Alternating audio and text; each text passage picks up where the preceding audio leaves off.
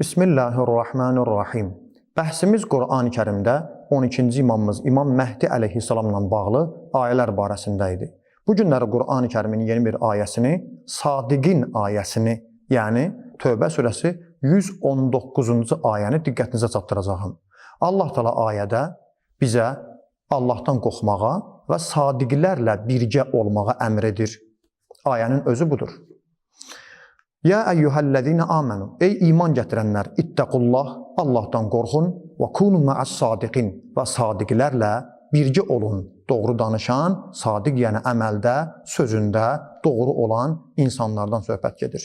Bir an belə yalana, səhvə, düzlükdən kənara çıxmayan insanlar sadiq insanlar adlanır. Quran məntiqində sadiq bunlardır. Və Allah Teala Hücurat surəsində sadiqləri tərifləyəndə onların Allaha iman gətirməyindən zərrə qədər bir an belə şəkkə, şübhəyə düşməməyindən Allah yolunda malı və canı ilə mübarizə aparmağından danışır. Yəni, Quran bizə deyir, Tövbə surəsinin 119-cu ayəsində sadiqlərlə olun və Hücurat surəsi sadiqləri bizə tanıtdırır ki, onlar məsum, pak olmalıdır. Sadiq zərrə qədər düzgünlükdən, doğrusuluqdan, sadiqlikdən, sədaqətdən ayrı düşməməlidir. Və Quran deyir, onlar əgər bir an belə Allahdan səhv ola bilməz, onlar haqqında yayınsınlar. Bəli. İndi bu ayənin özündə sadiqlərdən məqsəd kimlərdir? Aya hamısı möminlər sadiq ola bilərlərmi? Bəziləri bu ki, bütün möminlərdən söhbət gedir. Halbuki biz bugün də baxırıq, Peyğəmbərin də öz zamanasında, Peyğəmbərdən sonra da görürük ki, bütün möminlər sadiq deyil. Nə qədər yalancılar var möminlərin arasında. Və Peyğəmbərin öz adından nə qədər yalan danışanlar var, adı mömin olanlar belə. Yaxşı, onda bütün möminlər hamısı sadiq ola bilməzlər. Onların bəzisi, bir dəstəsi sadiqdir. O bir dəstəni tapmaq lazımdır. Onlar kimlərdir? Və bizim bugünkü günümüzdə onlar kimlərdir? Axı, mən Quranda əmr olunmuşam. Ey iman gətirənlər, mömin, Allahdan qorx və sadiqlərlə birgə ol.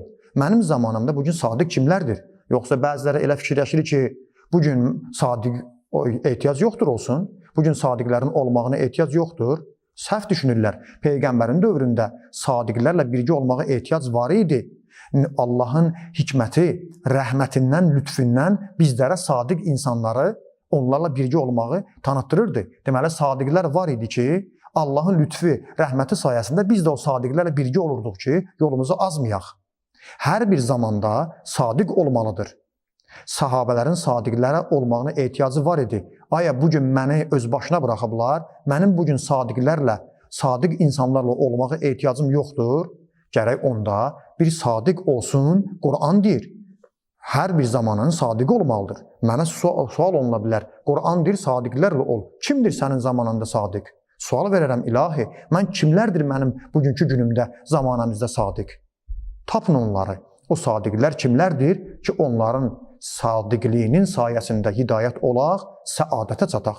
Elə buna görə də Əhl-i-Sünnə alimi Fəxr Razi özünün təfsir kitabında özü buyurur ki, bu ayədən belə başa düşülür ki, hər bir zamanda bir sadiq, məsum şəxs olmalıdır.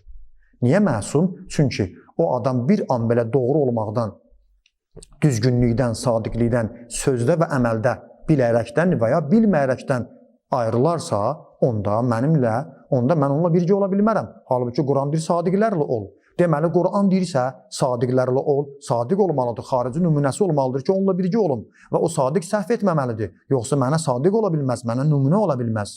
O məsum şəxs olmalıdır ki, mən də onunla olmalıyam. İndi o sadiqlər kimlərdir? Bizim zamanımızda o İmam Məhdi əleyhissalamdır. Necə ki, hədislər də bizə bunu belə tanıtdırır. İmam Baqir əleyhissalam bu ayənin barəsində soruşulda İmam buyurur, bizi qəsd etmişdir. O sadiqlər, bizi əhl-i beytik. O cümlədən İmam Rıza əleyhissalam onun özündən bu ayə barəsindən nəql olunub ki, əs-sadiqun humul əimmə əleyhumussalam, sadiqlər imamlardır. O cümlədən Əhl-i-Sünnə qardaşlarımızın da kitablarında, digər məzhəblərdə də hədislər gəlmişdir, sadiqlərin əhl-i beyt olduğunu bizə tanıtdırmışdır. Həsqani Hənəfi Şəvahidü Tənzil kitabında 1-ci cild səhifə 345 nəql eləyirlər Abdullah ibn Ömərdən bu ayənin izahında sadiqlər Peyğəmbər və onun əhl-i beytidir. Və Sibt ibn Cavzi Təzkirətül Xəvas səhifə 16-da nəql eləyir ki, bu ayədən məqsəd Əli və onun əhl-i beytidir. Deməli, bizim bugünkü dövrümüzdə bir sadiq olmalıdır. Bizim əqidəmiz budur ki, o sadiq İmam Mehdi əleyhissalamdır.